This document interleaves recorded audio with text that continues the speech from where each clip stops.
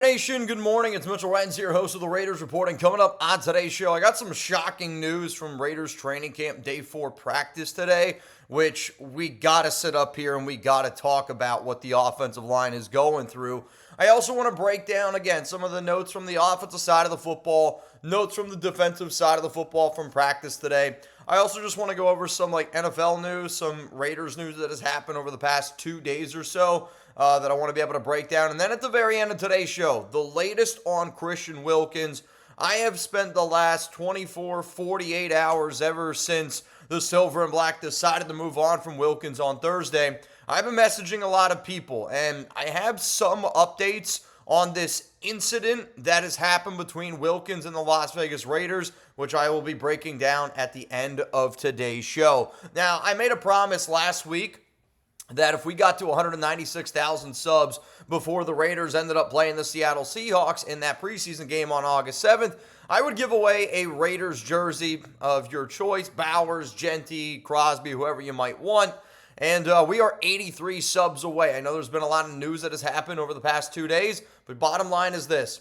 I'm here for the nation, keeping you guys up to date. And if you're not already subscribed, who knows? Hit that sub button. You might win yourself a Raiders jersey. All right, let's get into the training camp news and notes today. And we're going to start on the offensive side of the football. And we're going to start with the shocking news. I think the biggest story coming out from training camp today is that Jackson Powers-Johnson, the Raiders' second-round pick out of Oregon last season, worked with the twos today. And it's not only the first time that he's worked with the second team, he also worked with the second team on Friday. Reminder, the Raiders did not practice yesterday. So the last 2 practices that we've seen with the Silver and Black, Jackson Powers-Johnson has been working with the twos. Now, I'll be honest, I didn't know how much he was working with the twos on Friday. I know that he took some reps there, but from what it sounded like today, it was the Jordan Meredith show at center with the number ones. And obviously, that's very surprising to me because I thought that JPJ was going to be a player that takes that step forward. Personally, I thought he was one of the better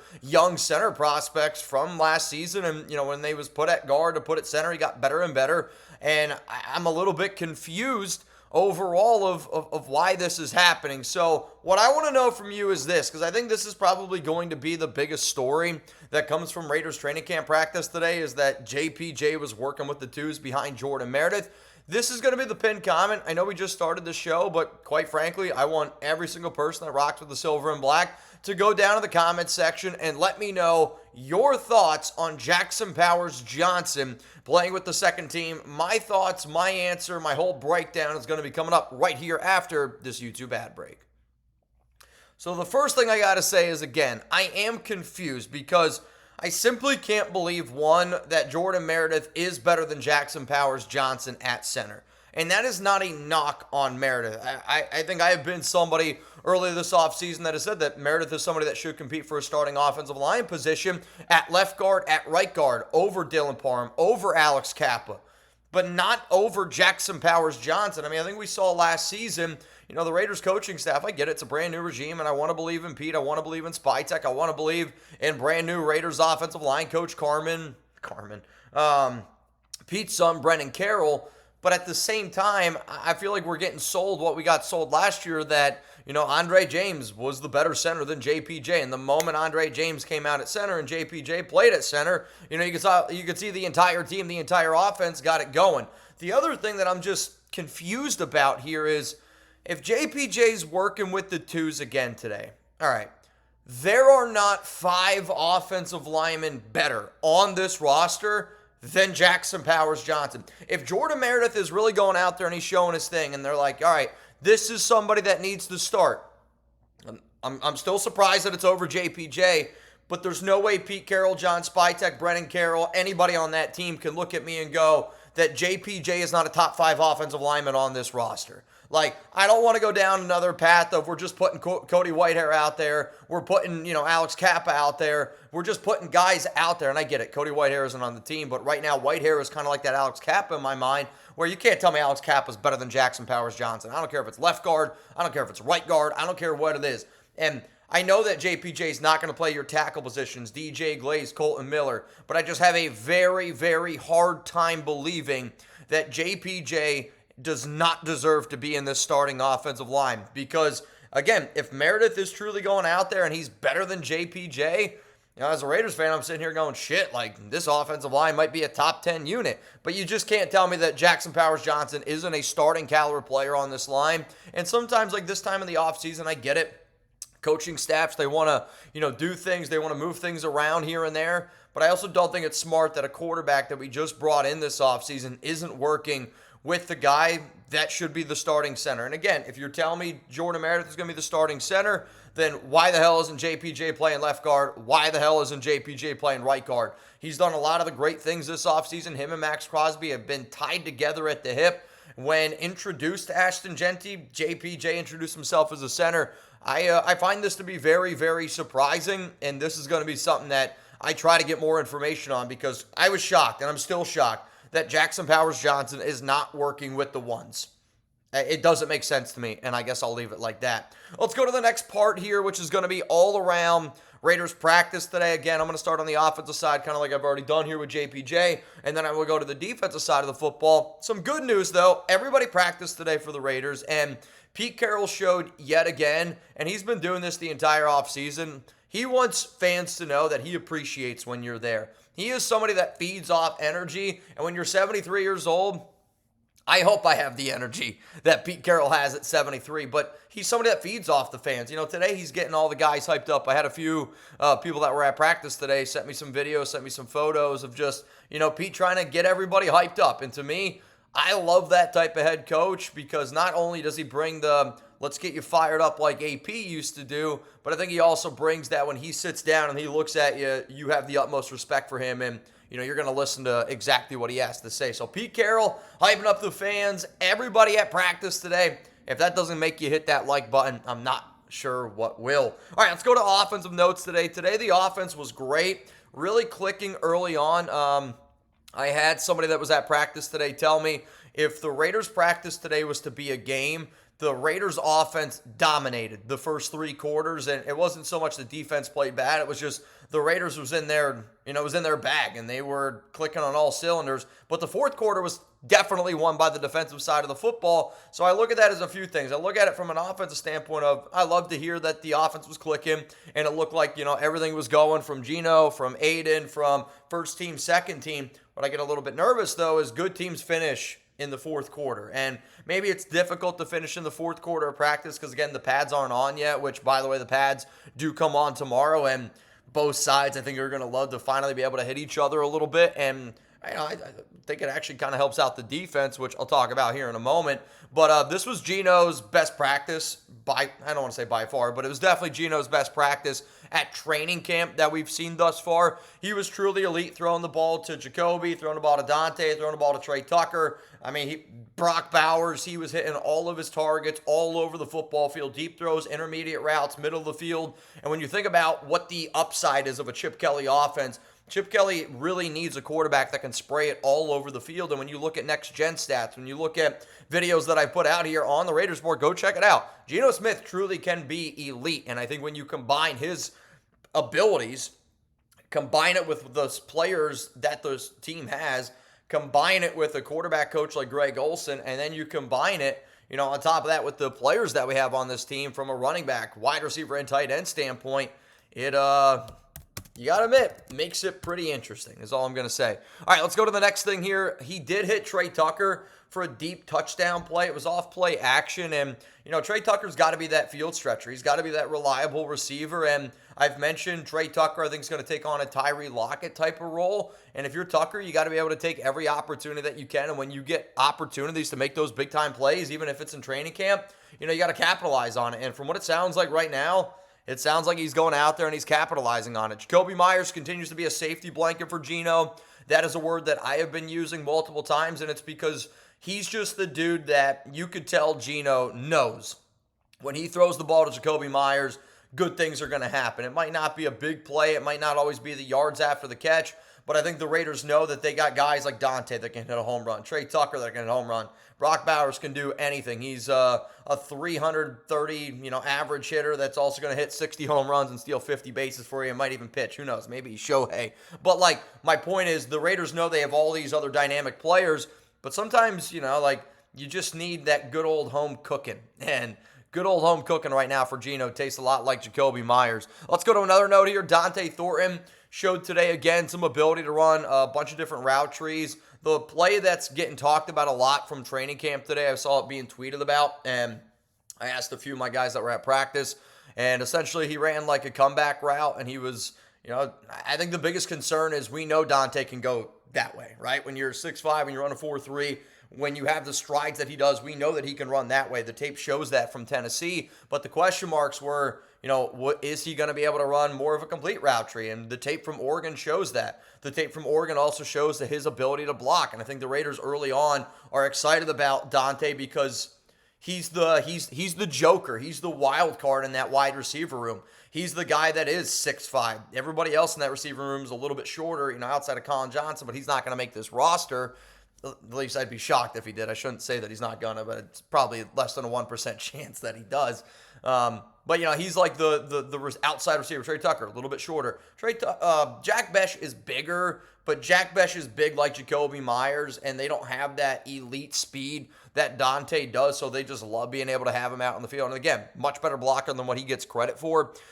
Aidan O'Connell today was sharp, but I had a source tell me, quote, he's clearly the backup. Don't know how the him starting rumors even started. I'm guessing he saw my video because I asked about Aidan, obviously, and the video that I did yesterday was a mailbag. If you didn't see it, go check it out. But there's been a lot of Raiders fans, I would say, over the past 24, 48, 72 hours going, I've been hearing AOC's taking the job from Geno.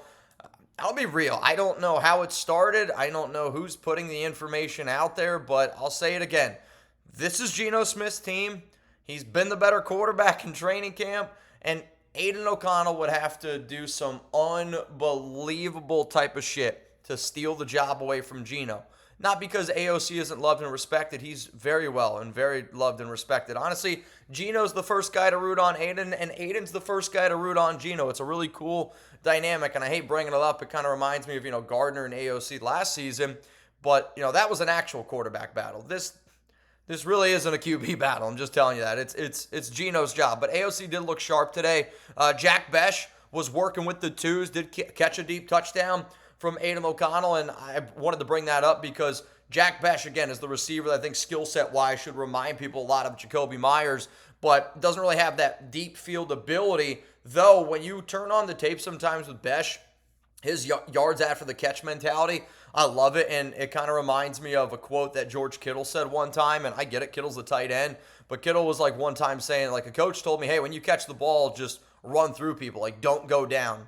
And Besh kind of is that type of player where when he catches the football, and he has that mentality, you can tell he's a football player. And the fact that he caught a deep touchdown today from AOC is something that I like. Another good touchdown catch today came from Alex Bachman from Aidan O'Connell. Also, I would say probably the play of the day, if you will, for the Raiders offense. Brock Bowers, beautiful touchdown catch. Darien Porter was on the coverage, and Darien Porter did everything right. I'll be real with you. He did everything right. He covered Bowers, and Bowers basically the back of the end zone, put his hands up super late, snagged the ball, and Geno put it only where Brock Bowers is going to be able to get it. And, sometimes in the NFL you do 99 things correct. It's just that last thing you didn't do perfect, and Geno hit him with a perfect strike. Brock Bowers showed why he's the best tight end in the NFL, and the offense today was truly, truly clicking. All right, let's go to the defensive side of the football now. Some of the notes that I have on here. As a reminder, I do just want to tell everybody, if you don't know already, I will be live on the Raiders Report tomorrow at 4 p.m. Eastern Time, 1 p.m. Pacific. Obviously, if anything happens before that, I will be live. I'll give you guys Raiders training camp practice news. Tomorrow's a big day with the pads coming on. But tomorrow, Raiders, Bengals, 4 p.m. Eastern Time, 1 p.m. Pacific. I have been doing a Madden season all year long, and it's the first day of the playoffs. So, playoff game on a Monday. Make sure you guys pull up. We had a bunch of people show up last Friday for our Raiders and Chiefs game. It was a great time. And I know it's the offseason. I know it's only in the middle of the end of July 28th. But I promise you this, we're going to have some fun tomorrow. And if you're a Raiders fan, you want to be down to have a good time, pull up to the Raiders Report, 4 p.m. Eastern Time, 1 p.m. Pacific. It'll be a 2.5, maybe 3-hour live show. All right, let's go to the defensive notes here. Defense did lose today early on, but they responded. They made adjustments, and I think That's what you got to be looking for from any type of unit. I don't care if it's offense or defense. If you're losing and you continue to lose, what do you do to make adjustments? And Patrick Graham's unit today, I thought, based on what I was told, made the proper adjustments and won the end of practice. So started off a little bit bumpy, not because the defense didn't play well. Again, I heard the offense was just clicking on all cylinders, but for the defense to make a solid response, very good. You're also hearing, PG talk about at the podium, he's speaking right now, and he's really just talking about the length of this defense and how, football is a game of inches. There's only a certain amount of space on a field, and the Raiders right now I think are really trying to put out super athletic, long and lanky guys to take away as much space as they possibly can, and I almost wonder if they're doing that because they are personally worried about their ability to cover in the secondary. Pat's coming on tomorrow, which means this defense, I think it's going to help them out, and you could tell today that I think Pat's needed to come on. Adam Butler and Caleb Rogers, not really a situation. It's nothing to really talk about, but they did get into it a little bit today, and I think, Adam Butler's a veteran, and he was a big leader today early on in the breakdown when they were getting ready to get practice going, and I think Butler probably is looking at himself in the mirror, and he has an opportunity to be the best defensive tackle on a roster for the first time in his entire NFL career, and he's taking that leadership serious, and he's going up against, Caleb Rogers, who I get it, he's a rookie third-rounder out of Texas Tech, but based on some of the players that I've talked to, Rodgers is the dad of the rookies and, somebody that is looked at as a leader in that locker room. Yeah, he might not be ready to get out there and, participate right away based on some of the things that I've heard, but he's got a lot of versatility. I've heard he's a great leader. I heard he works his freaking tail off, and sometimes when guys start, getting a little bit chippy with each other, I think it's because guys want to go out there and compete, and guys want to go out there and show their teams, their families, and probably themselves that they deserve to be here. So I think it's good that the Pats come on tomorrow. I also was told by somebody that was at practice today, quote, Adam Butler was a tone setter today, which I love that Adam Butler's doing that. I was talking to a former Raiders player a few days ago before the Wilkins situation, and I was just talking to this guy again. He was a former Raider about the defensive line, and he was like, Butler is somebody that doesn't get nearly enough credit, and I'm excited to see what he does this season. Eric Stokes had a solid day today. Did make a nice play against Brock Bowers in the red zone 11 on 11 period. Very interesting note. And I think that at this time of the offseason, if you're a Raiders team, you got to just try to put people in as many different situations as humanly possible just to see, what you got. First team, second team, doesn't matter what it is. Tommy Eichenberg got some work with the ones today on defense. And, I've been hearing some good stuff about Cody Lindenberg. I'll be real, I have not heard a lot about Amari Gaynor, and it was a player that I heard quite a bit about in May and June, and for me personally, it's been crickets this entire training camp. I don't know if the attention has just been on Jamal Adams playing inside linebacker because it's been a lot of, Jermaine Pratt, though Jermaine Pratt's still dealing with a little bit of a hammy issue, though he was at practice today. The hammy, it was tight on Friday. It's good that he was out there today, but still something that the Raiders are monitoring. But, it's been Devin White. It's been Jermaine Pratt. It's been a Landon Roberts. It's been, the conversation at least around Jamal Adams. What does that mean for Amari Gaynor? What does that mean for Tommy Eichenberg? What does that mean for Cody Lindenberg? And, right now I'm seeing that they're trying to see what they got in somebody like Eichenberg, and I almost wonder if it's them either throwing him to the Sharks and see if he swims or if it's because he deserves that. I've heard some good stuff about Eichenberg a few weeks ago during mandatory minicamp, which would have been around, June 10th to June 12th, but found it very interesting that Eichenberg is working with the ones a little bit today. DeCamerion Richardson worked again with the starters and matched up really well against Dante Thornton Jr. One of my favorite nuggets that Dante gave me in the interview that we had with him. If you haven't seen it, go check it out. It's on July 11th was when we did the live interview. If you want to see the video, I put it out the next day. It was July 10th, July 11th here on the Raiders Report. But Dante really hyped up DeCamerion, and I did a video on DeCamerion just being like, he's getting the attention of some people. Patrick Graham spoke about him, a little bit earlier today as well, and was kind of like, you can tell that he has all the intangibles in terms of what you would look for in an outside corner, speed-wise, athletic ability with Pete Carroll. He's just got to get his technique down. But the good news is today, he made some good plays against Dante Thornton, and Thornton's been getting a lot of attention. And when you think about a 6'5" receiver,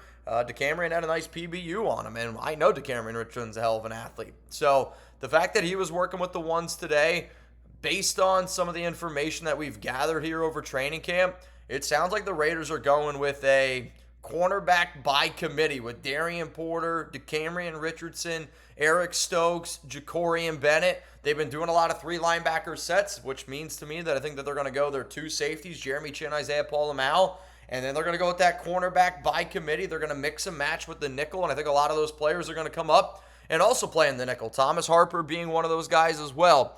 Greedy Vance had a nice pick today against Aidan O'Connell, and Jeremy Chin also had an interception today. So 2 picks for defense, very, very near the end of practice. Greedy ended up picking off AOC. Jeremy Chin ended up picking off Geno Smith. So that's all the news and notes that I had from practice today. I still see that a few of the guys are talking right now to the media, and Tyree said that he feels more advanced than he did in year 1 and year 2. I messaged Tyree Wilson yesterday to see how much weight he is up to, because originally, at this point, it's probably going on a week, I was told he's trying to bulk up 10 to 15 pounds, but Chugs and I, especially Chugs, has been saying Tyree Wilson is built to be a defensive tackle, but I did not get a response from Tyree, but that might be due to some other reasons is how I'll leave it. Coming up next here on the show, Raiders news and NFL news that I just simply want to talk about. The first thing is this: Jack Jones and Mike Hilton, they signed with the Miami Dolphins yesterday, and Miami, I would have said going into yesterday, probably had the worst cornerback room in the National Football League. Jack Jones goes down there, Mike Hilton. For Raiders fans, I know Hilton was a name that we mentioned a few times playing in the nickel. Obviously not going to happen now, but Hilton was a player that I've brought up multiple times as being a potential target for the Raiders. They love connections, and I don't know the Hilton connection with the staff, but the Hilton connection at least with Jermaine Pratt, who the Raiders signed.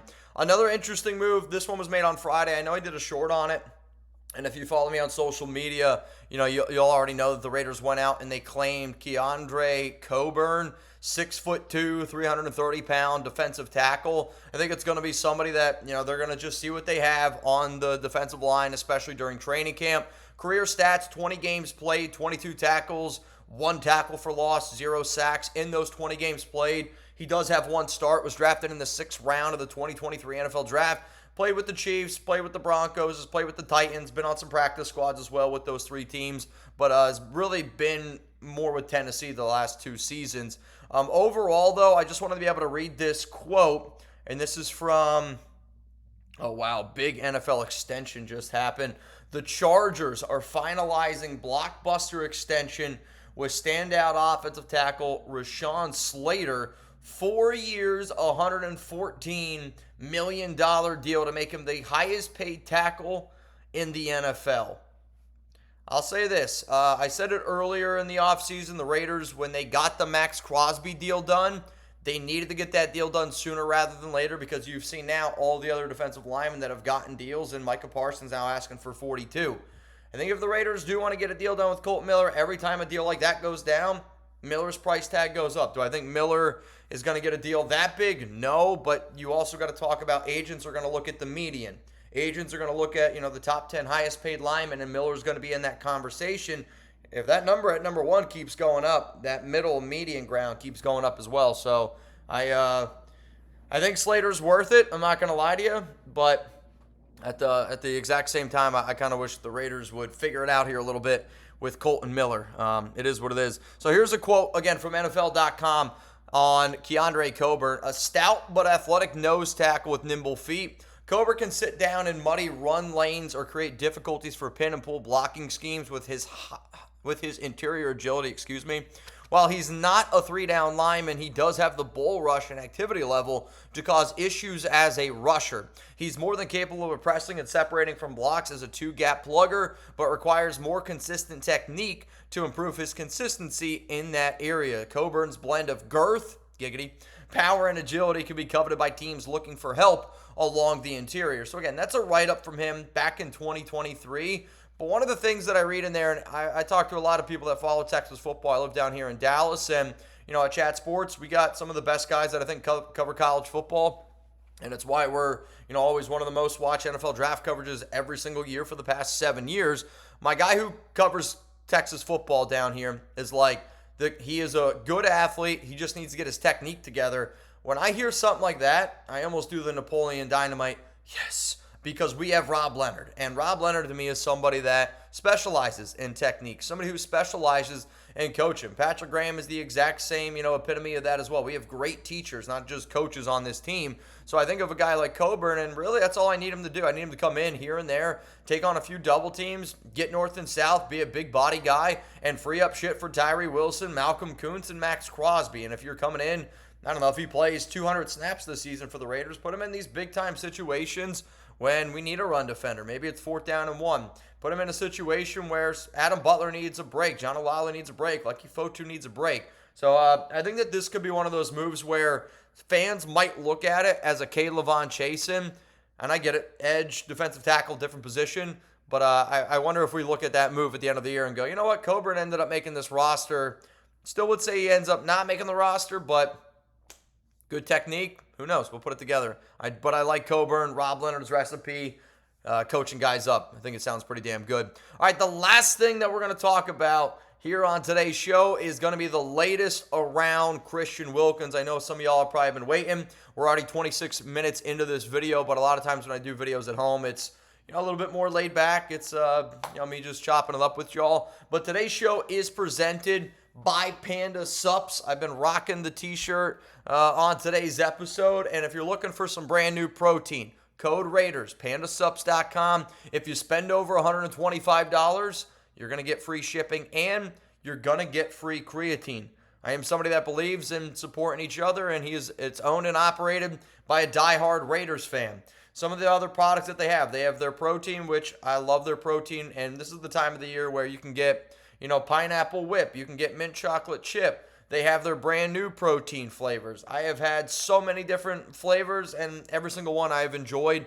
I also really enjoy their thermogenics. It's basically a fat burner, and I'll be transparent. I put on a little bit of weight after the honeymoon, and I'm trying to thin up a little bit. And if there's certain days where maybe I know that I can't get to the gym, take a little bit of a fat burner, thermogenic, and believe it or not, it clears you out, is how I'm going to put it. So, Panda Subs, proud sponsor today, owned and operated by a Raiders fan. Code Raiders, 20% off. And again, if you spend over $125, you're going to get free shipping, and I'm going to throw in some free creatine. Okay, so obviously there's been a lot of stuff around Christian Wilkins. I put out a video on Friday. If you haven't seen the new incident, the drama, all the stuff going on around Wilkins, I encourage you to go check that video out. And there's something going on, and I don't know what it is, and I will still say again on today's show, I do not know what the incident is that happened with Wilkins, but I am confident that something has happened. So here's what I'm going to do. I'm just going to go through. Reached out to a few people yesterday, reached out to a few people on Friday, and I've reached out to a lot of players, and here's what I'll say on this. This was the statement to me on Friday, which is in the Christian Wilkins video that I released on Friday, and this is from an NFL insider that everybody here knows who it is. I have heard about the alleged incident. It's tough to believe. It's an impossible thing to ever go public with. I don't know if it's true. So I want you to think of that statement, and I get it. We're grasping for straws here, but I have been told by multiple people that cover the NFL, multiple NFL insiders, that this is a story that people aren't going to go public with, and it's a story that people aren't touching with a 10-foot pole until there proves to be actual information or actual 100% proof of the story. And when I hear something like that, that tells me that there is something behind closed doors, because the NFL and sports in general, media members, NFL insiders, they go with rumors all the time. Right? I do this show all the time, and I talk about rumors. I give my 2 cents on it. So when I hear that people are too afraid to go with a story, that makes me think, again, that there is something else that is going on. And I'm not going to lie, I was thinking, is there a legal issue going on? Is there, I don't know, a fight or something that broke out? I don't know what it is. So yesterday, I had a source reach out to me, and this is what they said. Quote, "It's super sensitive due to legal reasons." This is then, we had a back and forth conversation. He also said this: there was a threat of a lawsuit involved in the incident. Another source told me, quote, yeah, it's some off-the-wall stuff. So the fact that I had a source tell me that and then another source tell me it's some off-the-wall stuff, it kind of goes along with what I was told on Friday of I've heard about the alleged incident. It's tough to believe. It's an impossible thing to ever go public with. So that was told to me on Friday. Yesterday, I was told it's a super sensitive due to legal reasons. So then what do? I'm like, all right, well, I'm always going to go back to my well. I'm always going to go back and I'm going to reach out to players. I'm going to reach out to agents. I'm telling you all this right now. I messaged multiple players. I messaged multiple agents for the last 2 days about this incident and if I could get any extra information on this incident. Every single player, every single agent, every single person that I reached out to left me on read, left me on seen. I didn't even get a message back. And sometimes, most of the time, I at least get a message back. And even if it is, sorry man, I can't tell you. I got left on seen, I got left on read, and I just find it very, very strange that this is a situation that nobody's willing to talk about. So then a source to me yesterday said this: when you said that reporter is afraid of reporting on it, that's what I said on Friday, the statement that I made earlier, it's part of that too is because of the legal ramifications. So I almost wonder if beat reporters, if these guys are afraid to go public with it because of legal ramifications. I know what I'm talking about here is it's a tightrope and there's a lot of he said, she said.